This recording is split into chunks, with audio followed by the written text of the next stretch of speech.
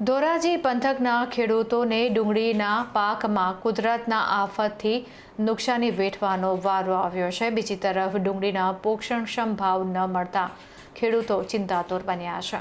ગુજરાતમાં કમોસમી વરસાદ અને માવઠાને લઈને ખેડૂતોના ખેતરમાં વાવેતર કરેલ પાકોને ભારે નુકસાની વેઠવી પડી છે।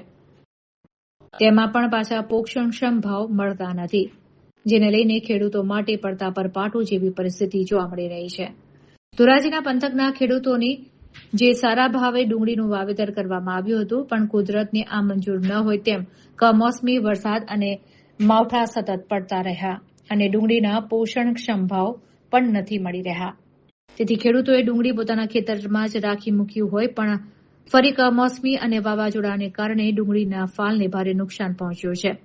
માર્કેટિંગ યાર્ડમાં પણ ભાવ નથી મળતા, ત્યારે ડુંગળીને પકવતા ખેડૂતોને રાતા પાણીએ રોવાનો વારો આવ્યો છે। કુદરતી આફત અને કૃત્રિમ રીતે પણ ખેડૂતોને ભારે મુશ્કેલીનો સામનો કરવો પડી રહ્યો છે। હાલ ખેડૂતો માટે ડુંગળી ખેતરમાં રાખી શકાય તેમ નથી અને ડુંગળીના જોઈએ એવા ભાવ પણ નથી મળતા, ત્યારે ખેડૂતોની હાલત દયનીય બની છે।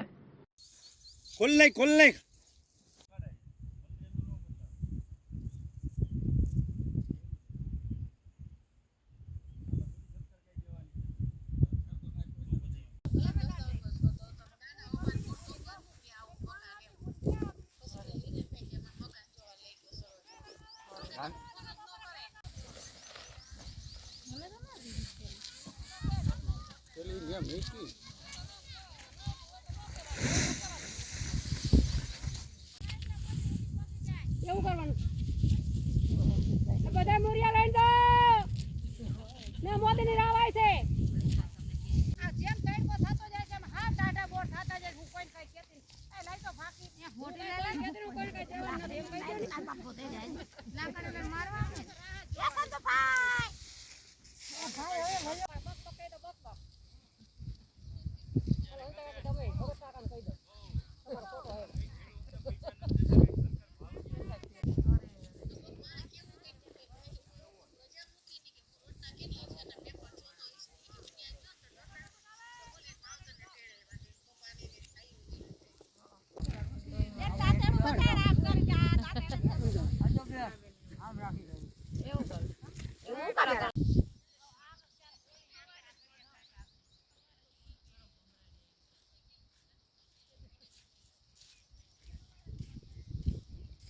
ડુંગળીનું ચોમાસે તલ વાવ્યા હતા, પછી ડુંગળીનું વાવેતર કર્યું। ડુંગળીને સારી મોંઘા ભાવના બિયારણ, ખાતર, દવા, બિયારણ મોંઘા ભાવના લઈને વાવેતર કર્યું અને સારા ભાવ મળવાની આશાએ વાવેતર કર્યું। પછી ડુંગળી પાકી ત્યાં માવઠાની અસર થઈ, વરસાદ આવ્યો, પલળી ગઈ।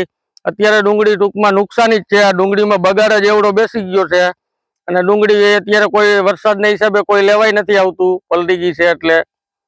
અને ખેડૂતોને રાતા પાણીએ રોવાનો વારો આવ્યો છે। ડુંગળીની એક વર્ષ ત્યાં કોઈ ડુંગળીની બજાર જ છે જ નહીં, બજાર હાવ ડાઉન છે। એક વર્ષ ત્યાં વીઘા દીઠ કેટલો ખર્ચો કર્યો તો અત્યારે શું ભાવ મળી રહ્યો? વીઘા દીઠ અત્યારે વીઘામાં 30 થી 35 હજાર રૂપિયાનો ખર્ચો ચડી ગયો છે ઓણસાલ। અને ડુંગળીના અત્યારે ઉત્પાદન નથી, આ વાતાવરણના હિસાબે ઉત્પાદન ઓછા છે અને ડુંગળીની કિંમત ઓછી મળે છે।